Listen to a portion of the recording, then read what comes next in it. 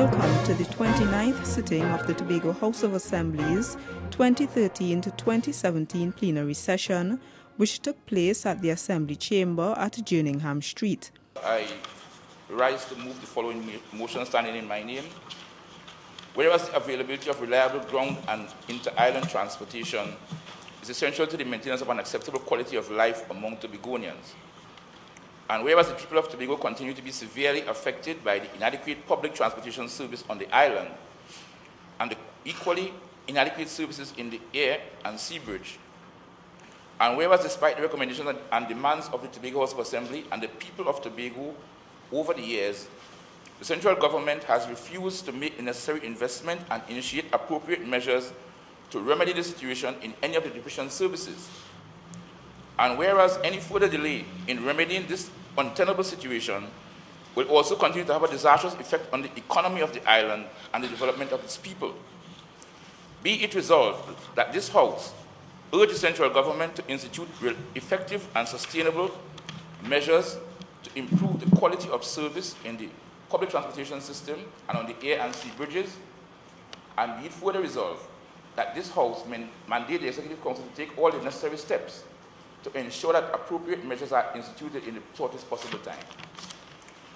Mr. Presiding Officer, before I begin my contribution to this debate, I would like to ask the House to indulge me for 1 minute to pay tribute to a great Tobagonian who has just left us this morning, passed on this morning, Mr.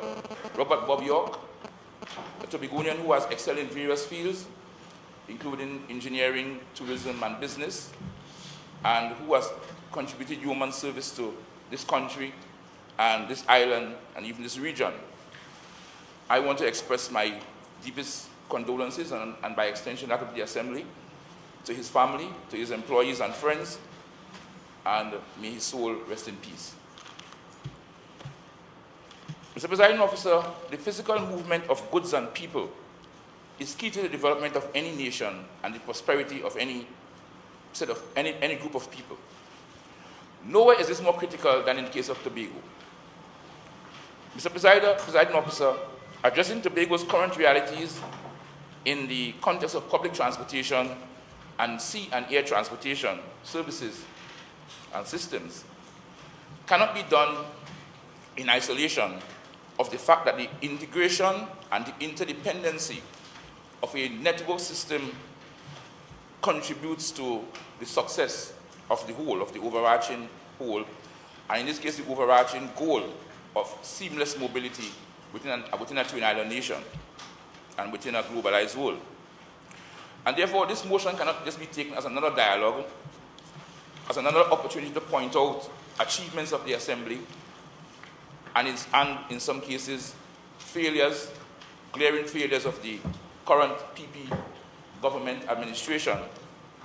But this motion must be taken as having an impact, must have an impact upon the conscious attitude of every Tobagonian as we continue to champion Tobago's cause for Tobago's development, Tobago's autonomy, and to continue the path of upward growth, that upward mobility and growth that Tobagonians have embarked upon for more than a decade under this awfully London-led administration.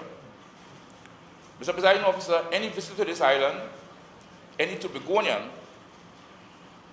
is aware of the inadequacies of our transportation system, public transportation system in terms of the access to the public for buses and so on, our air bridge and our sea bridge. Altogether, these issues represent probably the greatest cause of frustration for the populace of this island, and even for those who visit for economic, leisure, or other reasons. While transportation is the responsibility of the THA under the 5th schedule of the Act, we in Tobago have relied on state agencies under the control of the central government, namely the PTSC, the Airport Authority, and the Port Authority of Trinidad and Tobago, in implementing these functions. And the ethos of this presentation today, of my presentation, evolves from the realization that the continued under-resourcing and under-investment by these agencies and the Cabinet of Trinidad and Tobago, by extension, which has ultimate responsibility for these various agencies, influence in a way negatively the life and economic viability of Tobago. In the interest of the people of Tobago, have to develop a more creative and flexible approach to treat with what public transportation is.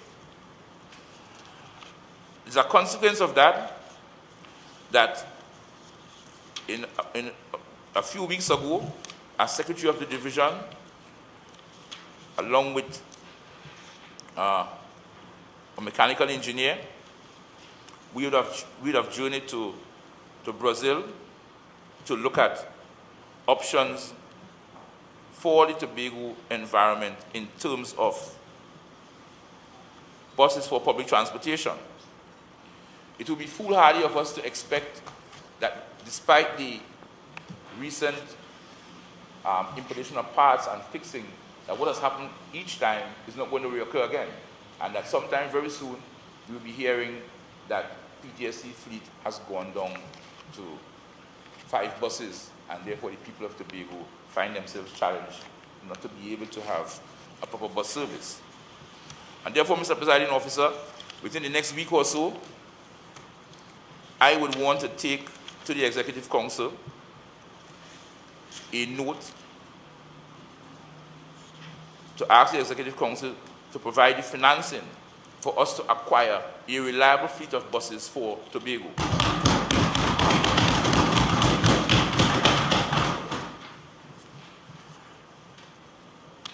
Based upon the advice of our engineer, we can have a fleet comprised of a mixture of buses, 28-seater, 36-seater, and 50-seater buses, and that many of these buses can be manufactured to facilitate transportation of persons with disabilities, along with as part of the normal commuter service. In other words, persons with disabilities who use wheelchairs and so on, as happens in most regular countries, can get on a bus on a normal route without having to have a specific transportation coming for them.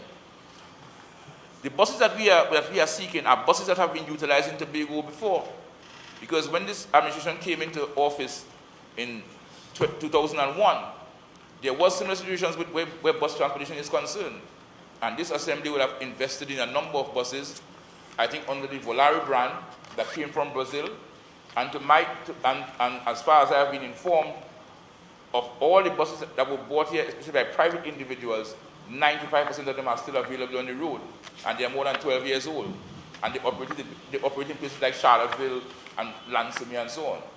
So they have proven their reliability, and therefore we in the Assembly will be comfortable going with those products as against treating with what we have traditionally been getting from the PTSC, where these buses have almost reached their useful life in many cases, and the performance has not been reliable. Mr. Presiding Officer, the division is also undertaking a number of other activities to seek to improve our transportation system. At the moment, we have begun a journey to work survey that seeks to expand the service and capacity and predictability and for the service for the thousands of traveling commuters that we have. The journey, sorry. Excuse me, Mr. Presiding Officer. The journey to work survey is part of a strategy to be able to get information in terms of the challenges faced by commuters on a daily basis in terms of their movement. So it is aimed really at getting data on commuting patterns. So we have a mechanism that could inform strategies to road planning, highway planning, to have road improvements, to strengthen the very same public transportation system, and as to treat with how we respond to emergencies. And of course, this should all be able to add up to be able to relieve to some level the overcrowding on our roads. Also quite important, this survey would evaluate the attitudes of Tobagonians towards public transportation and even incentive parking, because we have to look at mechanisms where if we can get more public transportation, more reliable public transportation, where we might be able to induce road users to park and ride, for instance, rather than everybody seeking to come to the same place at the same time each day. We are earmarking to treat with over 5,000 Tobagonians in this particular study. And of course, at the moment, we will focus primarily on the areas coming into Scarborough, because of course we know at the concentration of persons in Scarborough at peak hours. And of course, the division is also investing in a Scarborough traffic study that will be facilitated by a company called Caribbean Transportation Consultancy Services. This study would involve two parts. It would involve a traffic volume study and an operational analysis study, both geared at generating data to guide the optimization of road use in Scarborough, to understand the operations of the seaport on traffic flow in Scarborough, and to forecast future traffic volumes. It's a very scientific process, and you will see automatic traffic counts being recorded by radar counters over a period during routine, normal operations in Scarborough. The findings of this study will provide a valuable resource of traffic planning in Tobago, and that will probably be a first of its kind at that level anyway. And I think it's something that the staff of the division must be lauded for in terms of the initiative in that regard, because it's really bringing a more modern approach to managing traffic. Mr. Presiding Officer, as I look to close this part of this aspect of it, I want to note that we here in Tobago, as I said, are in a situation where we're very reliable on our transportation system. Public transportation system, in terms of buses, because we do not have the population and capacity for mass transit in terms of what you see obtaining in Europe and North America and so on. And of course, the sea bridge and the air bridge, because of the nature of the relationship between Trinidad and Tobago. We can therefore aspire to having the kind of future that we deserve, the kind of future that would allow us to look at ourselves on par with the rest of the country and look at ourselves favorably within the context of the region. Thank you very much, Mr. Presiding Officer, for the opportunity to support the move of this motion in his bid to continue to highlight and to call attention to the transportation inefficiencies faced by all of us on this island. Mr. Presiding Officer, I particularly support the move to purchase more buses for the destination to assist Tobagonians in getting from point A to B, and most importantly, to facilitate the development of the tourism sector. I support the initiative for the multi-story car park and also measures to manage traffic, and I do hope that the issue that surrounds the traffic wardens will be addressed, Mr. Presiding Officer. Mr. Presiding Officer, the issue of transportation is an important one for this small developing island, since efficient public transport has a vital role to play in attracting businesses, creating jobs, connecting employers and employees, and it also brings about major cost savings in cases of congestion if managed properly, and can reduce energy consumption, which is at this time significant for this country, Trinidad and Tobago. This motion is timely for a number of reasons. we continue to face challenges in the management, in the predictability, in the efficiencies of our transportation system. And these have several effects on Tobagonians as I speak, because it increases the cost of doing businesses as merchants on the island must carry larger inventories. And there are some modern-day technologies that businesses in Tobago cannot employ, such as just-in-time system, because we do not have an effective transportation system. And this increase, Mr. Presiding Officer, is passed on to the final consumer through higher prices. And I say no more on that, Mr. Presiding Officer. Inefficiencies also attract an illegal tax and favors paid by Tobago-bound passengers in order to receive preferential treatment, Mr. Presiding Officer.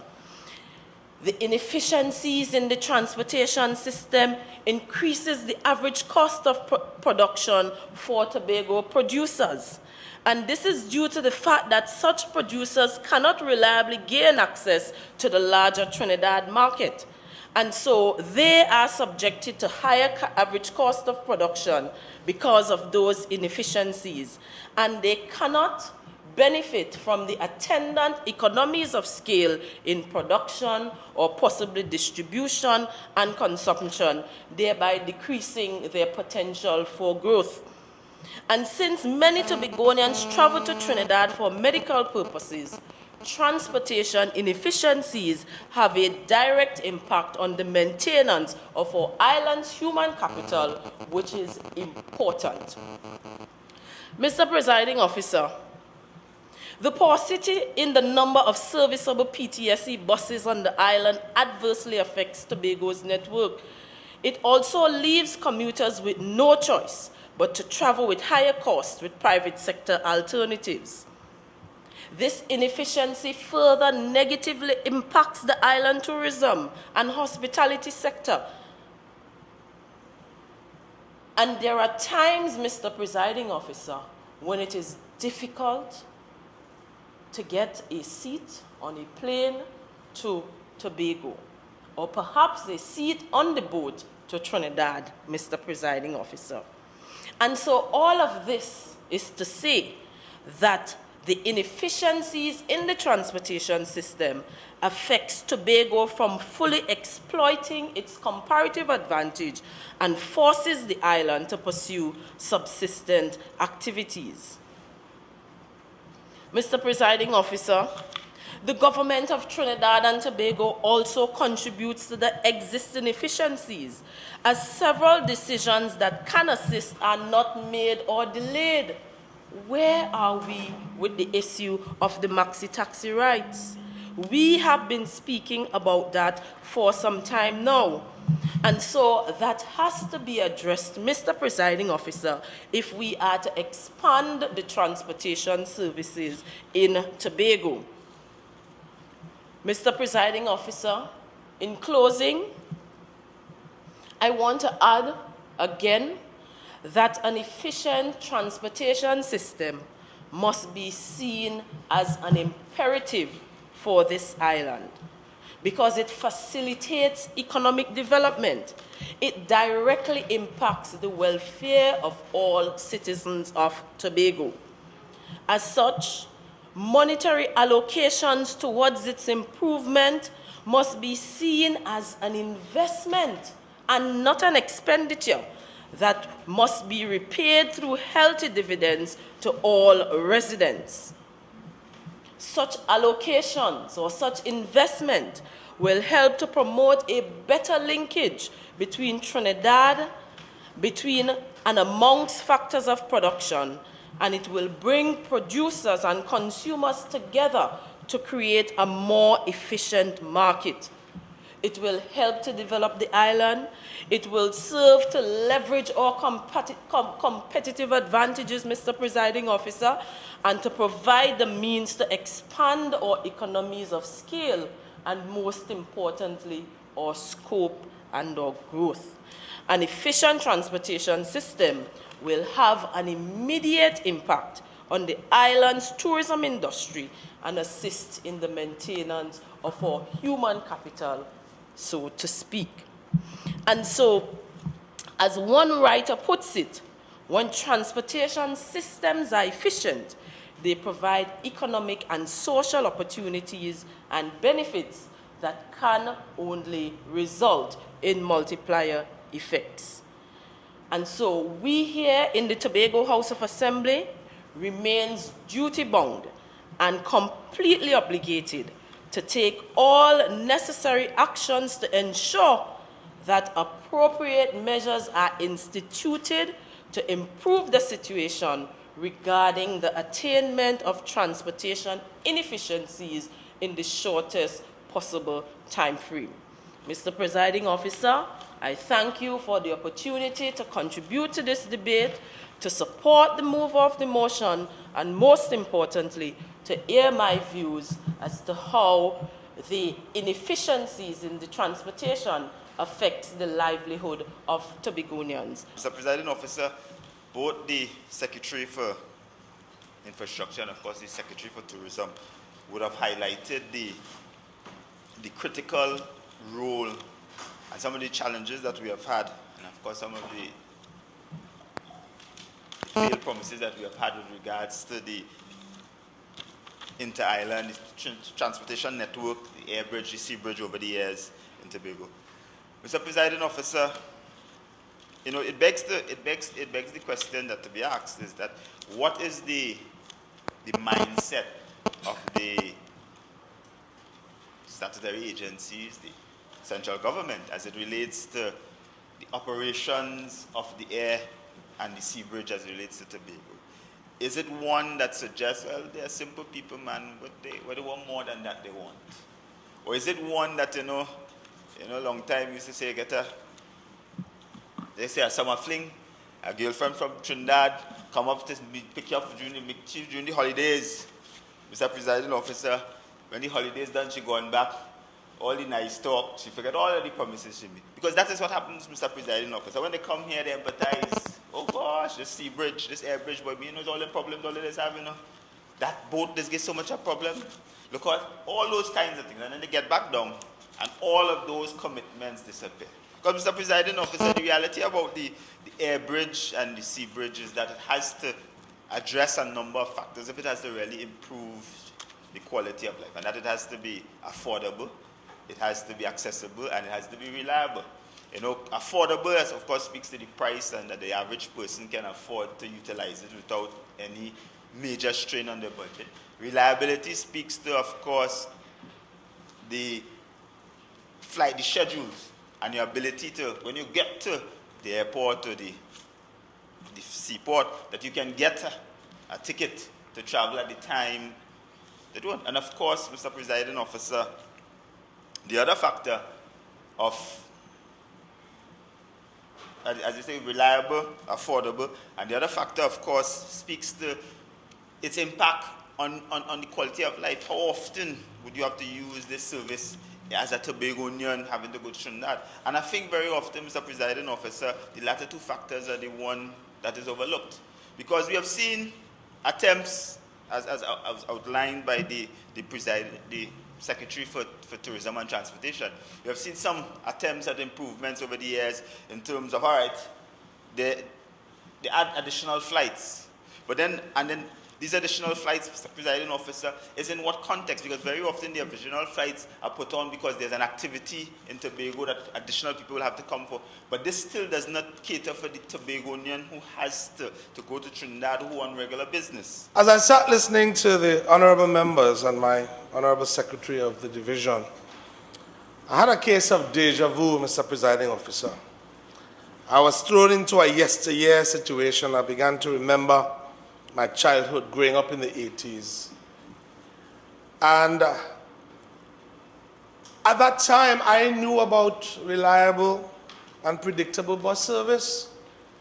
And I was trying to remember whose government was in power at the time, what government, and it was the People's National Movement, Mr. Presiding Officer.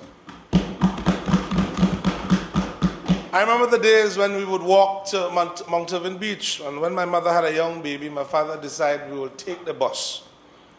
And so reliable was the service that when one bus was going up the road, we knew we had a few minutes to get ready, cross Arch Gully, to get over to the main road to catch the bus coming down. I remember that clearly.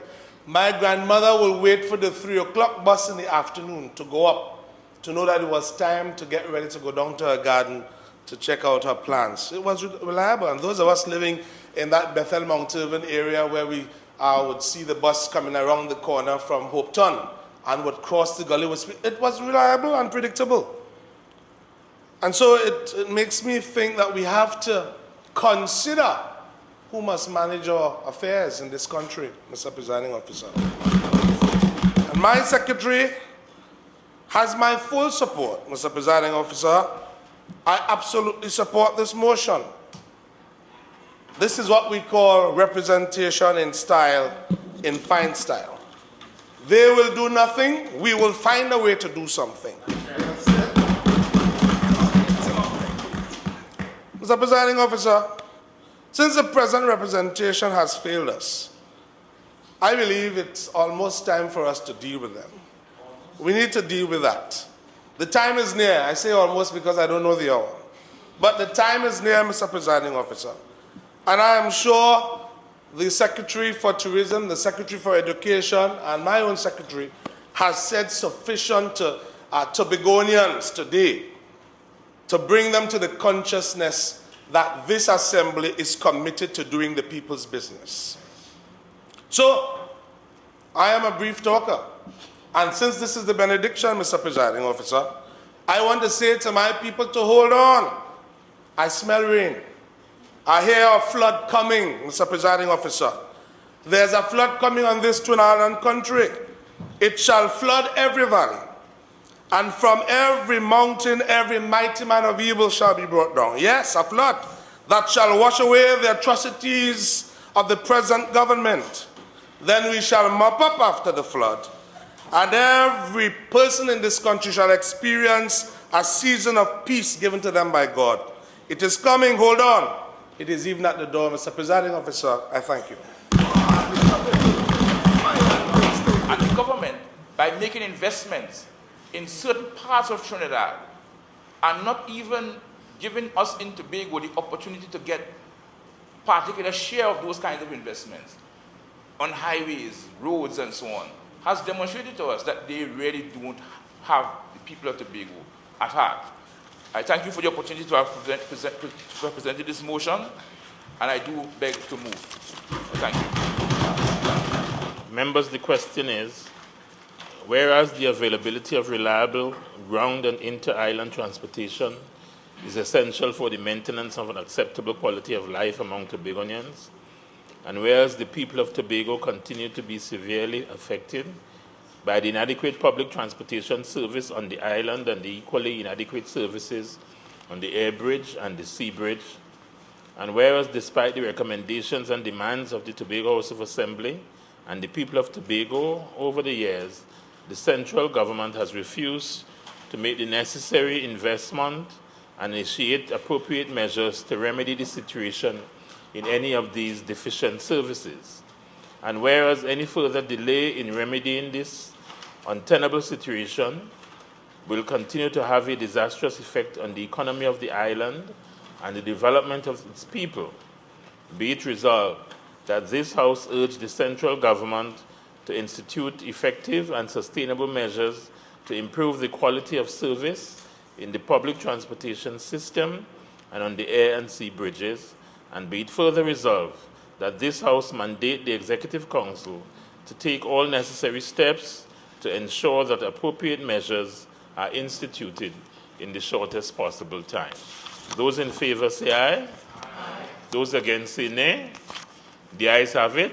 This motion is therefore carried. Thank you for joining us for the 29th sitting of the Tobago House of Assembly's 2013 to 2017 plenary session.